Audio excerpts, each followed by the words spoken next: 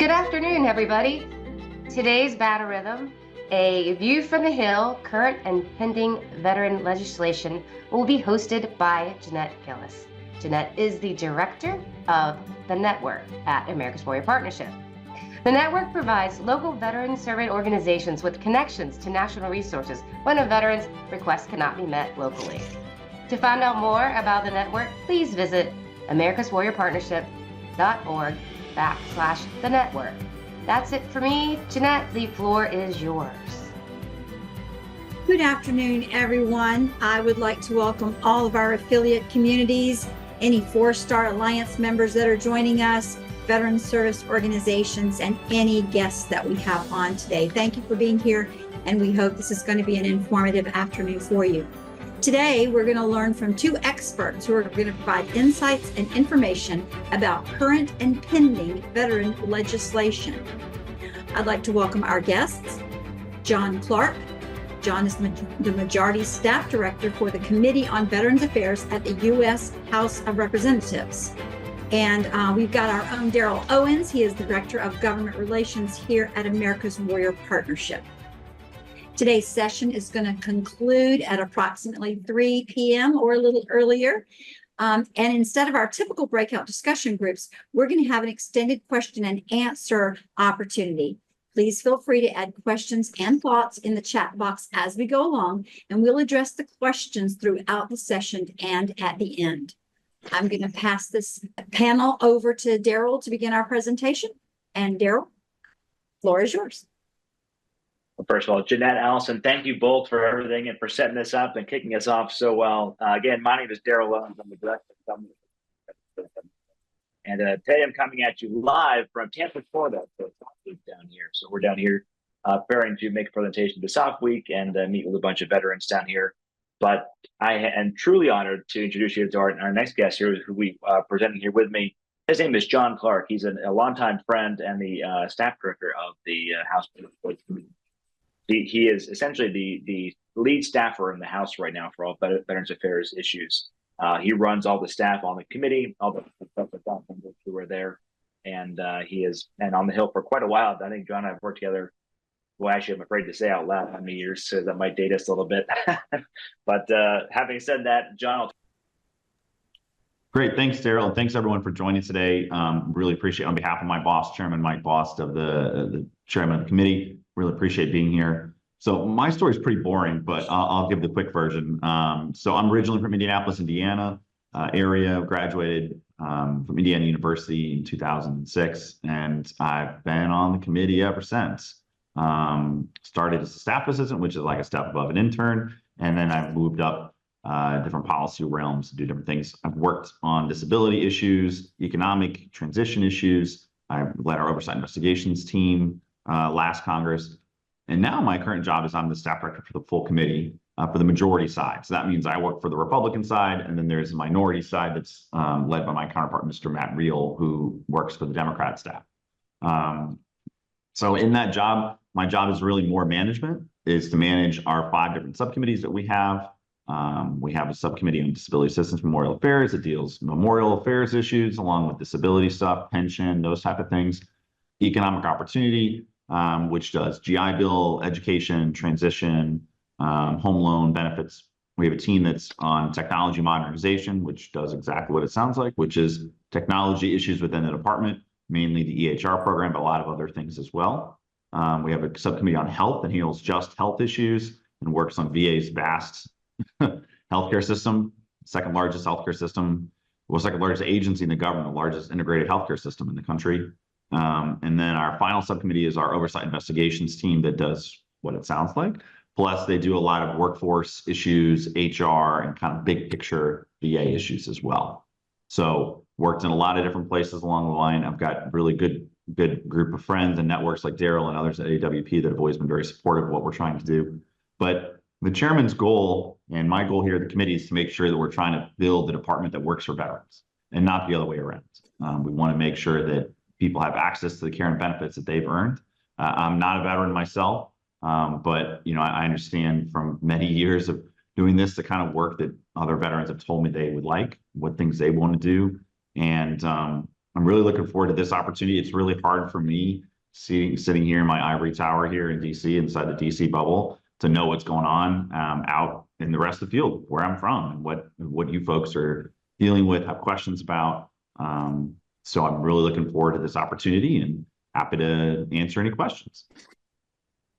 So, John, you had mentioned before that you are on the Republican side of the committee right now, and that makes, if we split it out loud, you've got the House on one side, Senate on the other. Obviously, you're working on both sides, but both Republicans and Democrats. So, I want to explain what the Four Corners is and how you work together with the counterparts across the aisle and across the Capitol as well. Absolutely. So there's 4 of me total, right? So there's a staff director for the Democrats and Republicans in both the House and the Senate. As Darrell says, refer to us as the Four Corners. I don't know why that came up with that title. I didn't come up with it. It's been that way probably since the beginning of time.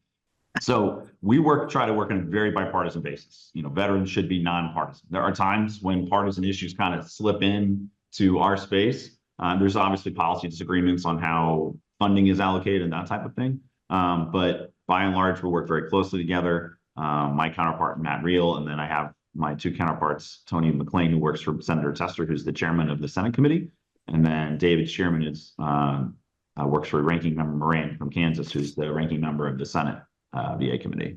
So we work really well together. I mean, it's a situation where, because of the log jam of the floor right now and trying to get things through either house, you really have to have agreement, because if you don't have agreement, then nothing goes through. For the Senate, for example, we move most of our bills through what's called unanimous consent, which means all 100 senators have to say, yep, I'm good with that legislation. That's everybody on the ideological spectrum, from Bernie Sanders to Ted Cruz to Mike Lee.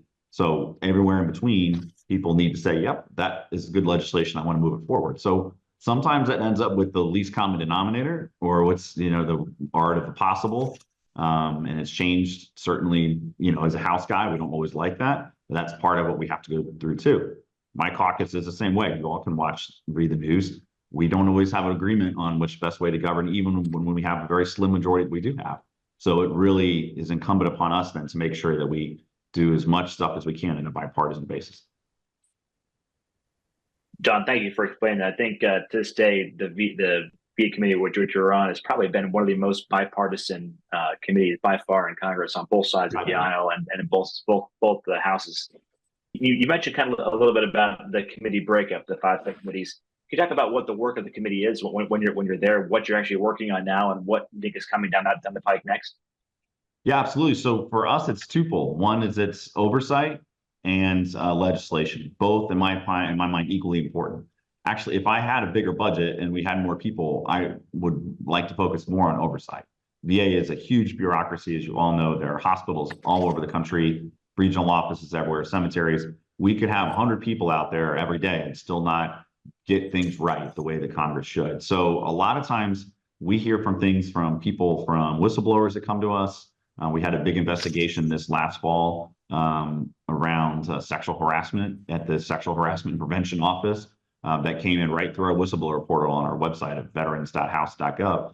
And so what my folks there try to work with them and had a big investigation on that. And then on legislation side, we try to take ideas that either come from our partners in the VSO community, from VA, from other members' ideas, staff ideas, and try to craft something that works in the process. It's not as easy as it sounds. You hear the joke about the sausage making and what complicated it is. It is.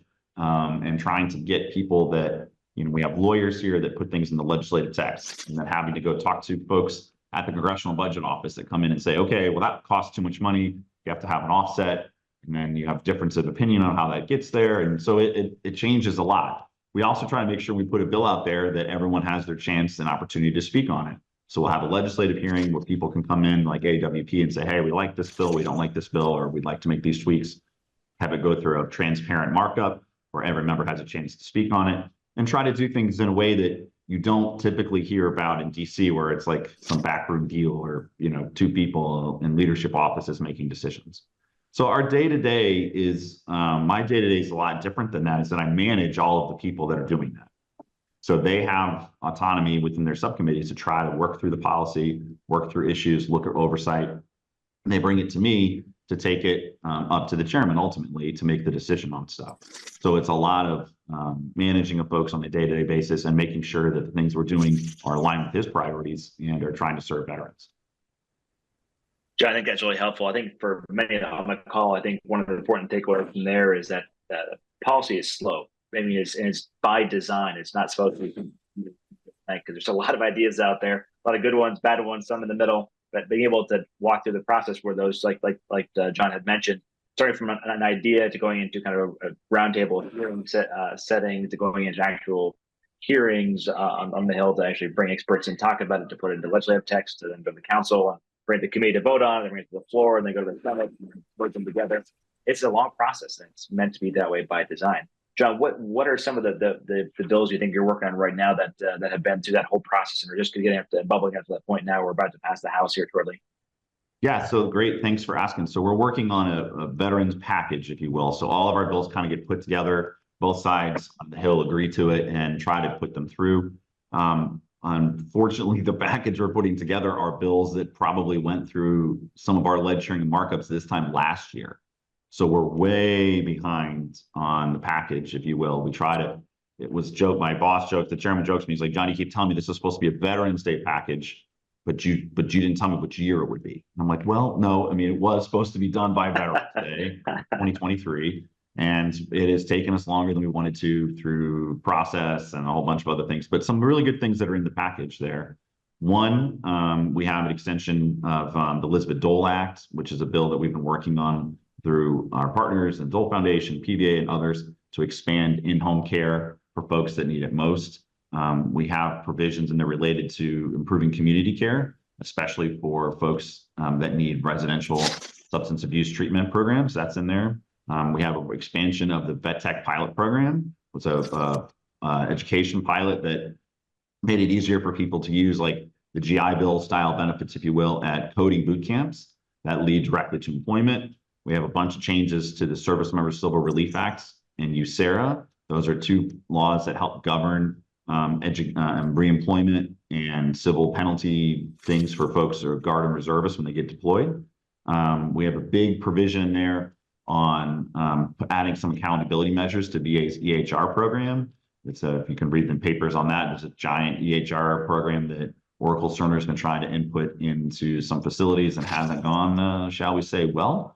And we have some more accountability to make sure that as the system gets rolled out other places, that it is more accountable and does a better job. And Congress and VA can say, okay, this system's working before we add it someplace else. So those are some of the bigger pieces that are in there. We have a big piece on homelessness and trying to increase the amount that's available to homeless providers to kind of match with what the inflation is today, to make sure that they're getting adequately covered for their costs as well. So it's a big conglomeration of things. It's 300 pages. I'm hoping to have it out in public early next week, if not earlier. And then the hope is we can pass it before Memorial Day, and then the Senate can go through their process and do what they need to do. So we try to do one of these big packages once a year. It ends up being, unfortunately, sometimes once a Congress, which is every 2 years. So we're really hoping that this package will be done here in the next couple of days. Thank you, John. And as you mentioned, I mean, that's a lot of issues, a lot of big ones put together right there. And thank you for kind of briefing me. We're very confident to have this call now, especially as you're on the verge of introducing that legislation right now. So we get to kind of talk to you right before it's announced. Aside from an omnibus package that's come together where all these bills are kind of put into one so that they can merge easily back and forth, have there been other smaller bills that have bubbled up and passed the committee and the House and gone to the Senate, or vice versa, and gone back and forth and passed individually in the past couple of weeks? We haven't had a lot of floor action on other things that are not in the package. There are some things that we just marked up. We had a markup on last Wednesday with 22 bills. And we had a markup in December from, I think, another 15 bills. So we have to work together to try to get some of those consolidated and to get them through the House at some point. I know one of the big bills that passed last week, I don't dwell on it too much, it's pretty controversial. I don't think it's controversial, but other people do, is the Chairman's Second Amendment Protection Act. This is a permanent extension of a policy rider that was in the appropriations bill recently, that it basically re-enshrines the Veterans Second Amendment rights when it comes to their fiduciary status. So if you have a disability and VA has determined that you needed a fiduciary to help manage your finances and those type of things well, I guess before the Appropriations Act, since the Brady Act of 93, so 25, 30 years, your name has been sent to what's called the NICS list, which is a list that the FBI has that prevents you from purchasing a firearm legally. That is only a rule that's in place for veterans. Social Security folks don't have that same rule. So it's been one of the chairman's priorities, which is saying, hey, your name can't be sent to the NICS list until it's been determined that you, by a judge, that you are a danger to yourself or others. We don't want folks that are, I shouldn't say mentally competent or should not have access to a firearms from having one. We don't want that. But we do think that veteran Second Amendment rights in that time and energy should be done by a judge and not by a bureaucrat. So that was a big bill we passed last week. There's a lot of discussion about that right now, and we're hoping to move that through the floor pretty soon as well. That's just, John, that's terrific news. I know our friends at Mission Roll Call had a poll on that, and they were doing some work with you on that bill as well. I'm glad to see that passed. One of the things that we've been working on pretty closely with the committee recently has been with the Fox grants, going back to some of the roundtables and some of the hearings that have been held. I know that's kind of one of our big priorities now moving forward, kind of as we go through the rest of this committee, is trying to figure out how to either amend and reform to just make sure that the package is updated, and then also make sure it's reactive. Would love to hear your thoughts on the Fox grants, and kind of if you see something coming down the pike more on that here shortly. I do. I expect I think the Fox grants are not actually, I don't think we need to reauthorize them yet. I think until next year, but we do think that there's some changes that need to be made to that program to streamline some of the ways of the accountability provisions that are in there, making it easier to apply for. I think there were some disagreements when the Fox grants originally authorized. If you went back and look at our bill to do that, General Bergman's bill was a lot simpler than where it is today. So we want to take some of the lessons learned from those. I know VA is coming out with a report on Fox grants here in the next couple of weeks. And I know my health team is already starting to put together some revisions and thoughts on what we think would make the most sense for Fox grants. And I will say that I'm happy to put my email in the chat. If anybody has suggestions or thoughts on what they would like to have done to Fox grants as we reauthorize them, feel free to send me a note. And then what I'm going to do is I'm going to put you in touch with my policy folks that are doing the reauthorization, that know the policy a lot more than I do. I'm going to put my email in the chat. Thank you, John. First of all, that's very good to put your email to the public. And we'll be very courteous and responsible about that too. It's fine. I get spam from all kinds of stuff, right. And this is I'm happy to. And I want everyone. I'm a public employee. You should be able to email. We work for you. Absolutely. Thank you for doing that, sir. And then also, I wanted to ask you more about some of the community care provisions that are in the bill. And something that is access to care, especially in the communities right now, where a lot of the members in the call here are today. Access to care is probably one of the most important things that veterans face. Is for us, codifying the access standard was really important in some of the provisions that your boss, the chairman, had put forward. And then I know there was a proposal in Senate that was pretty solid too from Senator Moran. Are any of those measures being put in the omnibus going forward? So no, the access standards piece was not something that was able to make it through negotiations. I think there are pieces in there that we do have some reports on some things, but the actual codification of the access standards was something that had to come out. And I'm really pulling the curtain back here, but and that was not something that I think there was a general agreement that we need to revisit that, and we're going to try to do it in another package or another way forward. I think if there's enough concern by some groups that have problems with doing any of that, that we had to take it out. My boss certainly believes that community care is VA care, and that it is a partnership, and that we should serve the veteran in their community the best way we can through coordinated care. Of course, we don't need people just going out there doing whatever. There has to be coordination of care within VA, within community care. But no, the access standards, that piece didn't unfortunately stay in the package. Got it, John. That's good to know. We'll look forward to working with you and your going forward on that. We know you guys have been staunch supporters of that. However, we can be assistant and be helpful. Everyone on the call, we're here to help provide insights or examples or stories as well. Next question I want to ask you, something I know you have been way out in front of, and you guys have leading the accountability. trying to restore the trust of veterans in the VA. I know that's a huge issue for AWP as well. Trying to restore and trying to get people back into the VA system is hard to do. It's even more difficult when people hear stories about some of the VA employees and their bad behavior, including recently. I know the committee's highlighted some very high-profile cases. AWP wrote a big op-ed on this last year about how we need to restore the trust in the VA. Can you talk to us about the VA Accountability Act and kind of some of the things that are going on and how it's still kind of stalled in the process? Yeah, so the VA Accountability Act, is one of the chairman's top priorities as well. It's kind of a redo of what was done in 2017. And then when the Biden administration came in and some court cases and some other things, they rolled back some of the provisions. We have legislation basically put it back into place, get around some of the legal jargon around it and say, look, I'm not saying everyone needs to be an at-will employee. That's not true at all. We want people to have an opportunity to go through a fair process and explain, I think the chairman would say that 99.9% of all VA employees are doing good work. And when there are ones that don't meet that standard, there should be a way to have them, I'm not saying you have to fire everybody, but provide some accountability the same way that any of us and any of our other jobs or any other organizations would come in and say, hey, you're not really handling this appropriately. We've got to fix it. We've got to put you on a PIP. We've got to do something and eventually sometimes it's just not working. It's just not working. It's not personal, but we have to do what's best for our veterans and for people to make sure that VA is run efficiently. So we're trying to move that bill forward. I don't know when that's going to happen. We had some discussions about floor time, but we'll have to see when those come up. But we certainly appreciate AWP's support, and it is important. It's something that needs to be addressed. Absolutely. Well, Jon, thank you for answering that, and we're doing that. But with that, it's about 25 after right now.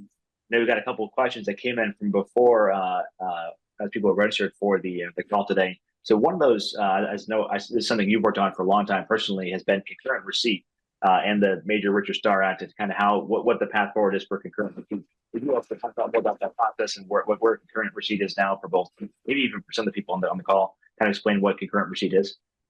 Yeah, so I'm not as much of the expert here, but my basic understanding of it is on concurrent receipt, it's concurrent receipt of compensation from VA and for retired pay as well. This is one on Richard Starr where we have not gotten involved so much about this because this is really more of something that the Armed Services Committee needs to work through on their retirement side. I will say that it's like everything in Washington, it depends on the cost. And the Richard Starr Act is incredibly expensive. It's in the billions of dollars. And I don't know if there's a path forward or not. Some of those decisions, like I said, are being made by the Armed Services Committee. It's not as much in our space. I know I get where people come from. I can understand how frustrating it is that, I understand that they're distinct payments and they are different. I don't disagree with you there, but it is definitely something that is very, very expensive. And I don't know if the offset is going to be found or what happens. Sometimes in the NDAA, things just find their way in there and people don't have to pay for them. But I know if I was going to try to move it out of my committee, we would have to pay for it. And that would be a very, very difficult process to find the billions of dollars that are needed for that particular bill, at least at this point. So that's a good Washington, I don't know answer. Very, very well done, Jon. That was very good. And we appreciate your forthright to share with us and that you're very transparent about this going forward. So thank you very much for that. Actually, that's a bigger issue, and that's something that's been going on for 25 years. As long as I've been in around the Hill, that's currently been an issue, and it's only gotten bigger. To kind of going on to one more question, it's kind of tangentially related a little bit, but after PACT Act, we're seeing a lot of issues with claims going after some of the sharp claims, whether it's Camp June, some of the claims on some of the ESO that are charging veterans for putting their claims in, et cetera. Yeah, so the claim shark discussion, I'll say this is that the chairman believes that there is a deal to be had there. And I think there are some people that are in the space that are doing good things and that are sometimes for profit, and there's some that are doing really, really bad stuff. And it would be our preference to bring those folks into the fold and make sure that they're doing things according to the law. I get it that there's a lot of, what's the old story of 2 lawyers, 3 opinions about whether or not there are things that are violating the law now. I think there's some that would say that they are. I would probably agree with that, but it becomes a tricky question on, do they provide services that VSOs are not providing? And I guess I'm kind of indifferent on that a little bit, is that we have said that I think that there is a deal that could be struck on that, to bring the good actors in and do it the right way, while also putting in penalties for when folks are doing the wrong thing. They can have a clear legal argument, U.S. attorneys can, to go after them. So that's something that we're looking at. Speaking with some of the VSO groups, they think that this easier way at this point is to go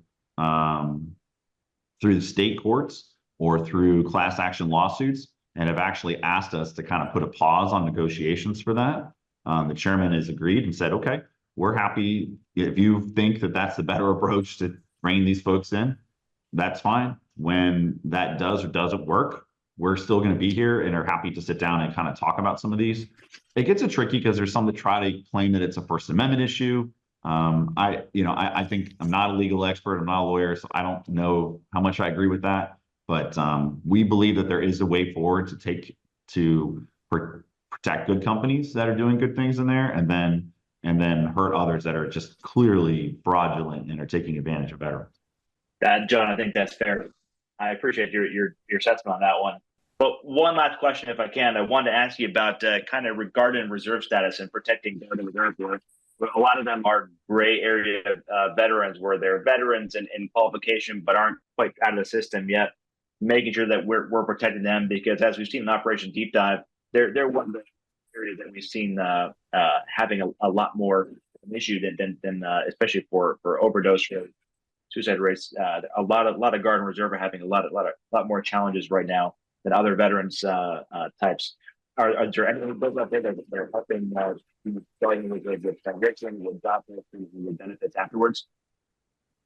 I think all I could hear out of that was helping Guard and Reserves, and some of the concerns there. So I think we do have some changes in the package related to SCRA and USERRA. I think Ms. Robinson had some questions about that too. So in the package, we have things to kind of streamline when folks are allowed to sue folks, essentially, and making it easier for compensatory damages and lawyers' fees and those type of things for when it gets to that point. One thing that we need to be better about, I think, though, is that a lot of the changes we end up doing are at the end of the process, once you've already, when a violation of those two things has already occurred. So I think one thing that talking to my folks, we need to work more on was working with our friends at the Armed Services Committee to make sure that SGR and others, that members are aware of their benefits, aware of their rights and responsibilities under those laws, and try to expand those as well.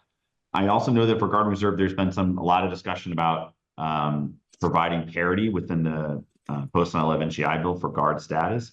I don't think we disagree with that. I think there's a lot of confusing things that people put on this funky set of orders because, right up into the day, right? Because DOD doesn't want to pay you TRICARE, doesn't give you disability or retirement. So they'll, if it's 180 days as a requirement, they stick you on there for 178 or something silly like that. I think a lot of that is back on DOD and duty status reform and treating folks like humans and not just moving them in and out like little puzzle pieces. I can't control that, but I will say that we're looking at ways to ensure that where it makes sense and folks have had active duty status, have had active duty time, they be treated the same. Thank you, John. That was the crux of my question. So you hit that right on the head. Good. Thank you so much. Deciphering sometimes here, but I got it, I think. Perfect. And I apologize for my connection. No, it's all right. I totally understand. The world of Wi-Fi at a hotel is always a challenge sometimes. Yes, sir. Well, I think that's all for today. I want to thank you so much for being on the call, and thank you, everyone here for joining. It's been a great call, and John, please, we look forward to working with you going forward. If you ever need anything from anyone from AWP or anyone, you always have friends and allies here. We appreciate it, and like I said, my email is in the chat. If there's anything we can do to help you or your folks, or you have questions, I'm an open book. And on behalf of my boss and the whole committee, I want to just thank AWP guys. You have been great partners with us, and we appreciate all the work that your groups do every day to help folks. So thank you.